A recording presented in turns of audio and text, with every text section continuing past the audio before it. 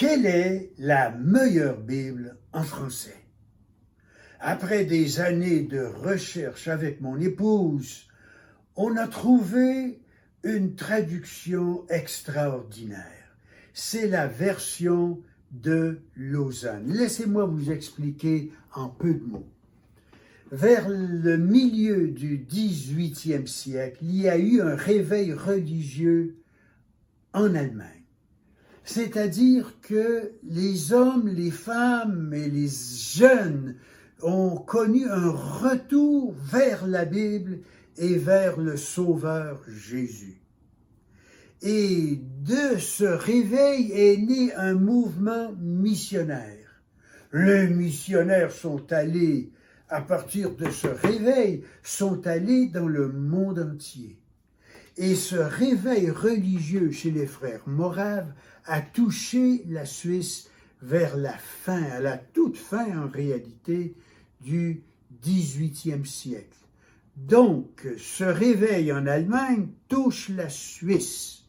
Et la Croix-Rouge est née des résultats de ce réveil religieux. Mais ce réveil religieux en Suisse a connu beaucoup d'opposition. Je vais vous dire pourquoi. D'après toutes les recherches et la documentation que j'ai, il y avait en Suisse, au XIXe siècle, une église qui était une église de l'État. Et cette église de l'État avait abandonné le salut en Jésus et une croyance en une Bible infaillible. Donc, quand il y a eu, spécialement à l'université à Genève, un réveil chez les étudiants, il y a un retour à Jésus, puis à la source, la Bible, et au Sauveur Jésus, l'Église, le bureau chef à Genève a dit non. Vous ne pouvez pas retourner à la Bible pour enseigner ceux qui viennent à l'Église. Si un nouveau vient à l'Église, vous êtes obligé de prendre le catéchisme. C'était le catéchisme d'Osterwald.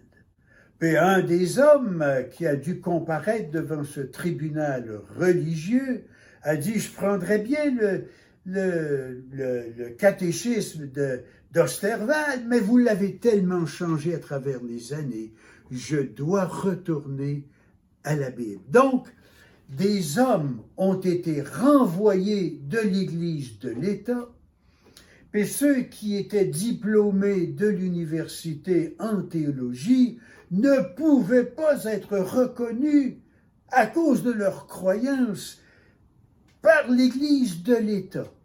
Donc, certains d'entre eux sont venus au Québec dans les années 1820-1830. Je m'étais souvent posé la question, d'où est venu l'Évangile? Quand l'Évangile est arrivé au Québec, c'est venu d'où? Je me suis souvent posé la question. C'est venu à cause de ce réveil religieux en Allemagne qui a touché la Suisse, et ces hommes, et une dame en particulier, sont venus au Québec. Ils sont retournés après, certains d'entre eux n'ont pas duré longtemps, la température n'était pas propice, l'hiver au Québec est très difficile, donc la santé a flanché de certains de ces hommes, et ils sont retournés. Mais certains sont restés, et en particulier une dame. Son nom, c'est Henriette Feller. Si vous regardez sur Internet, vous allez trouver son nom et ce qu'elle a fait.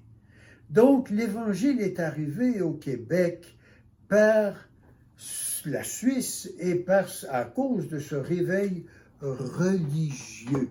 Maintenant, ce réveil religieux qui a envoyé ses missionnaires au Québec ne sont pas venus pour les francophones. Ils sont venus pour atteindre les Indiens. Mais quand ils ont vu la situation chez les francophones au Québec, ils ont changé leur fusil d'épaule, puis ils ont cherché à les atteindre. Et de ça est née l'Église biblique au Québec. Donc, quand ces missionnaires, ils sont tous retournés éventuellement en Suisse, sauf cette seule dame, Henriette Feller, et d'autres qui sont venus se joindre à elle. Elle est restée. Donc, ils sont retournés en Suisse, ces hommes, ils se sont joints à d'autres hommes, nés de nouveau par ce réveil religieux des frères moraves, et une trentaine d'hommes se sont mis ensemble, des érudits, des pasteurs, des hommes capables, connaissants, et ils se sont mis ensemble et ont dit, on va produire une Bible pour le peuple. Donc, ils ont dit, ils n'ont rien trouvé au moment où ils ont débuté cette entreprise dans les années 1820, 1830, ils n'ont rien trouvé. Donc, ils ont examiné, ils avaient examiné toutes les Bibles disponibles.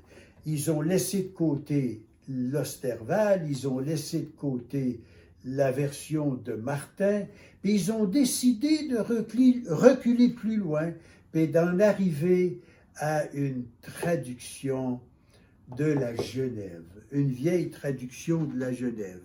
Mais après un essai vaillant, ils ont dit, c'est pas possible de continuer avec une édition de la Genève. Si on le fait, il faut fermer les pages de notre Nouveau Testament grec. Donc, ce qu'ils ont fait, ils ont fait un retour complet au texte grec reçu. Ils ont sauté par-dessus parce que dans nos traductions du temps, il y avait beaucoup de mots, et encore aujourd'hui, qui ne viennent pas du grec, mais viennent du latin.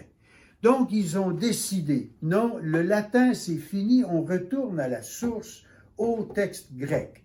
Donc, les apôtres ne sont plus des apôtres, ce sont des envoyés. La résurrection est devenue maintenant un retour à la vie. L'évangile n'est plus l'évangile, c'est la bonne nouvelle.